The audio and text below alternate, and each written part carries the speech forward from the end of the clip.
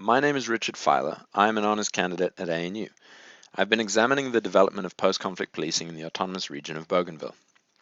Today I'm going to talk briefly about Bougainville, the conflict which occurred on Bougainville, and the development of policing in Bougainville.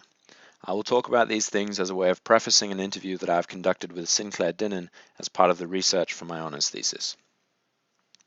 The autonomous region of Bougainville, often referred to simply as Bougainville, is a small group of islands at the extreme west of the Solomon Islands chain, shown here in these maps.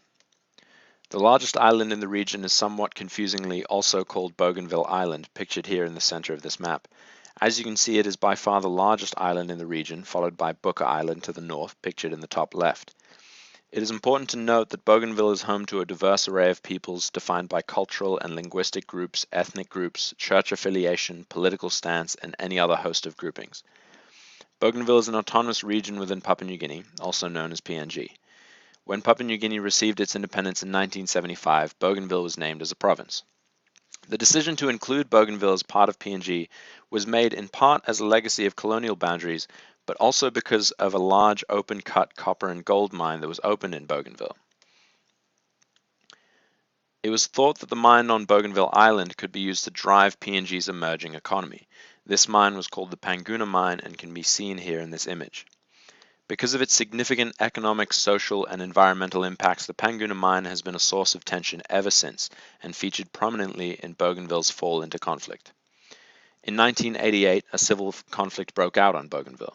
The conflict ran for almost a decade until 1997 and has been called the most damaging conflict ever to occur amongst Pacific Islanders. The origin of the conflict, like any civil conflict, are incredibly complex, far more complex than I can cover here.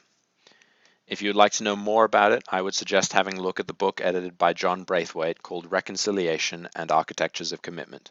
The book is available for free via ANU ePress. You can do Control-F style searches of the text, and it is generally an incredible resource. But that book is also close to 200 pages long, so I'll try my best to sum things up here for the purpose of this talk. There were a number of factors which were creating tension in Bougainville during the lead up to the conflict. There were some Bougainvillians who were still unhappy about Bougainville's inclusion as part of Papua New Guinea, some who would have liked to see an independent Bougainville. As I have previously mentioned, the Panguna mine was also a source of tension. Some Bougainvillians felt that too much of the revenue was going to the rest of PNG.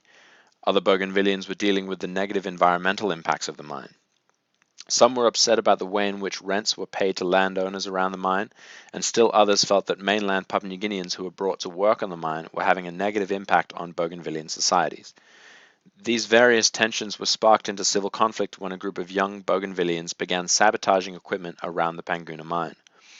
In reaction to the sabotage and other protests, the national government of Papua New Guinea deployed police riot squads as well as the Papua New Guinea Defence Force to Bougainville. The riot squads and the Defence Force are alleged to have been excessive and indiscriminate with their use of force while on Bougainville. And this contributed a great deal to the escalation of tension as the region spiraled into widespread armed conflict.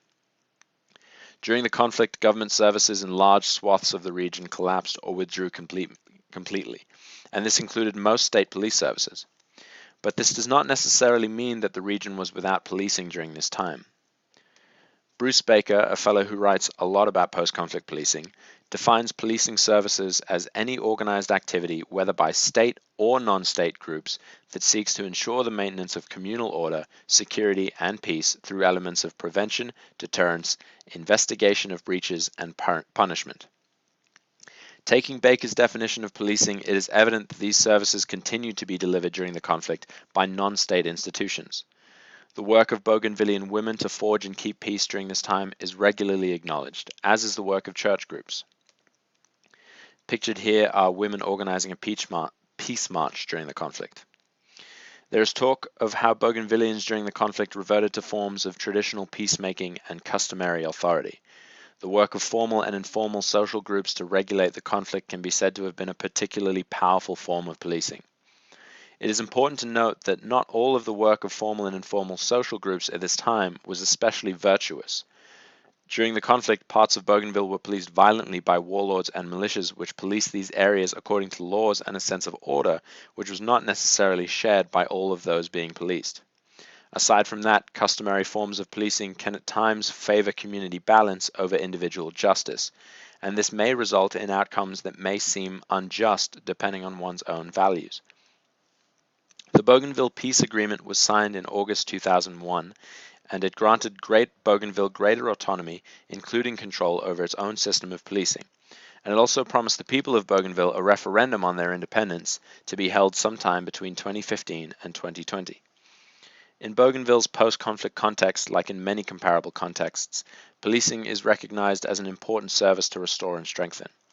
Major internal conflicts are devastating and can wreak havoc on individual lives, families, communities, and the very social cohesion of a nation. Moreover, civil war can tear apart the institutions of the state, both the physical institutions like police stations, prisons, and courts, and the institutions held within the minds of its people.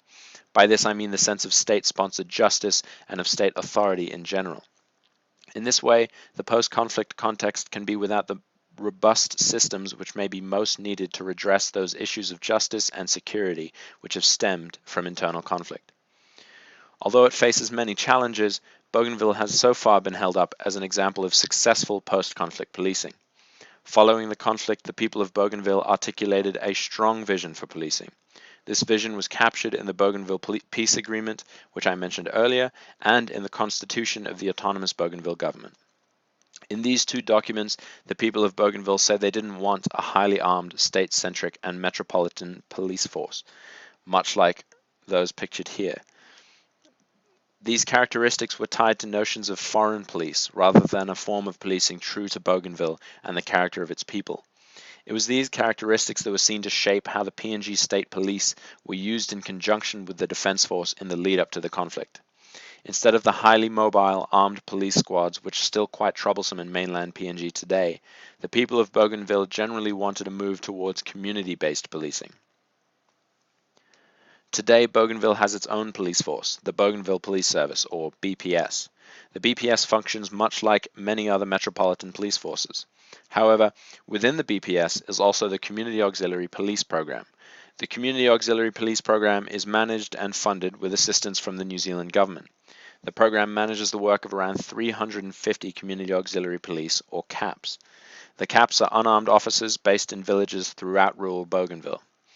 CAPs are members of these villages that are nominated by their community to enter into the program. They then go through a process of selection and training before being sworn in as Community Auxiliary Police and paid a modest allowance.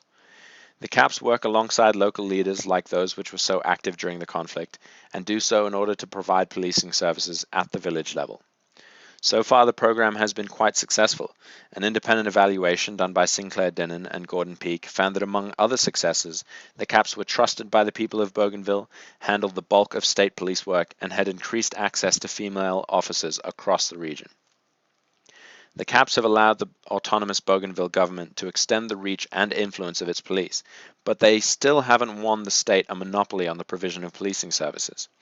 Any understanding of policing in Bougainville must still include non-state actors like the church, local community leaders, and private enterprise. Bougainville is still facing a lot of challenges around the development of policing, but things are looking up.